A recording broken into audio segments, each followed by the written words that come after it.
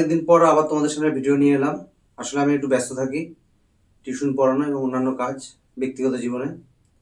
যাই হোক, মাধ্যমিকের আর পুরোপুরি 1 মাস বাকি। এই 1 মাস উপলক্ষে এই ভিডিওটা করা।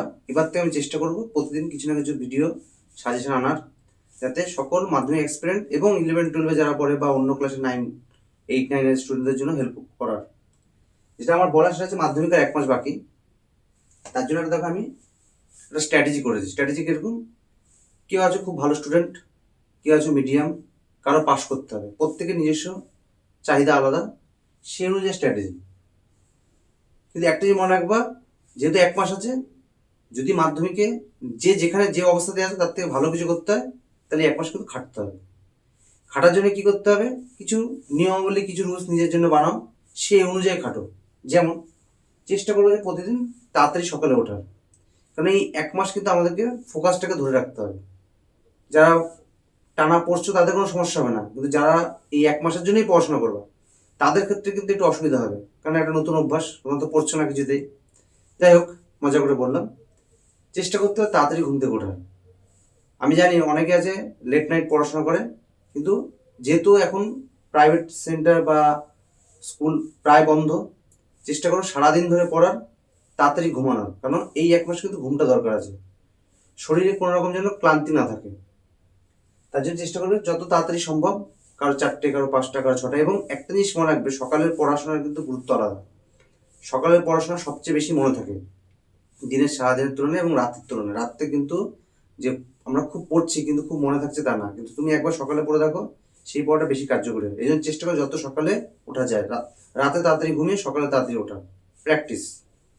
এবং তার সাথে প্রতিদিন 15 থেকে 20 মিনিট মেডিটেশন হোক, ব্যায়াম হোক, যে যেটাতে ভালো লাগে সেটা করো। এটাতে কি হয়, আমাদের শরীর যেমন সুস্থ থাকে, তার সাথে ফোকাসটা বাড়ে।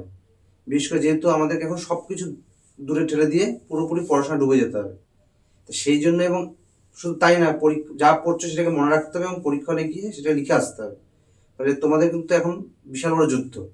সেই যুদ্ধের জন্য যদি প্রতিদিন সকালবেলা উঠে 15 থেকে 20 মিনিট একটু মেডিটেশন, একটু ধ্যান করলা, একটু ব্যায়াম করলা, এটা বিশাল এফেক্ট করবে এটা তোমাদের জীবনে। আচ্ছা, চেষ্টা করতে হবে এই 1 মাস বাড়ির খাবার খাওয়ার, বাইরে না যাওয়ার, কোনো রকম ফাস্টফুড না খাওয়ার, এবং চেষ্টা করবে চিনি এবং ময়দা থেকে দূরে থাকার। চিনি জাতীয় খাবার মাত্র, বেশি বেশি মিষ্টি খাওয়ার, বেশি বেশি ময়দা জাতীয় খাবার, এগুলো থেকে দূরে থাকার। ফাস্টফুড পুরোপুরি অ্যাভয়েড করতে হবে। পুরো বাড়ির খাবার খেতে হবে, নর্মাল খাবার খেতে হবে। বলিনি যে মাছ মাংস খেতে না, খাও, কিন্তু সেটা ঘরোয়া রান্না খাও। বাইরের খাবার অ্যাভয়েড করো। কারণ তোমরা কিন্তু জীবনের প্রথম সবচেয়ে বড় যুদ্ধে যে নামতে যাচ্ছ, এবং এটা কিন্তু মানে ক্যাজুয়ালি নিলে হবে না। তার জন্য আগে থেকে নিজেকে রেডি করতে হবে। আর যেটা মেন জিনিস, এই 1 মাস যাদের বই কমপ্লিট, সিলেবাস কমপ্লিট, তাদের জন্য বলছি, এবং যারা কমপ্লিট করতে পারোনি তারাও চেষ্টা করো যাতে সিলেবাস যতটা তোমরা এগোতে পারছো তার সাথে সাথে রিভিশন করার এবং প্র্যাকটিস করার। এই কীভাবে রিভিশন করবো, কীভাবে প্র্যাকটিস করবো, তার কি রুটিন হবে, এটা নিয়ে আমি একটা ভিডিও আনবো। এটা জাস্ট প্রাথমিক পর্যায়ে বললাম যে এই 1 মাসের জন্য তোমাদের কী কী জিনিস মাথায় রাখতে হবে, কীভাবে এগোতে হবে, তার প্রাথমিক শর্ত কী কী হওয়া উচিত। তাহলে চেষ্টা করবে যে রিভিশন আর প্র্যাকটিস। প্র্যাকটিস মানে অঙ্ক প্র্যাকটিস। প্রতিদিন তুমি একটা করে বড় কোশ্চেন, ইতিহাসের, ভূগোলের লেখো, ম্যাপ পয়েন্টিং করো, ইংলিশ রাইটিং প্র্যাকটিস করো। কিন্তু চেষ্টা করতে প্রত্যেকদিন প্র্যাকটিস করা।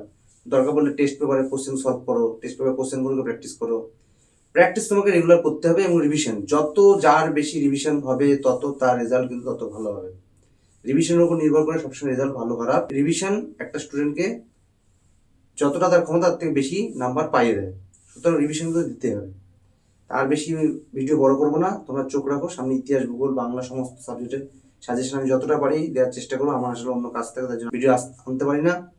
তবে এবার কিছু ভিডিও পরপর আসবেই। চ্যানেলটাকে ফলো করো, সাবস্ক্রাইব করো। আর যেটা বলা সেটা হচ্ছে যে ভালো করে পরীক্ষা দাও। All the best.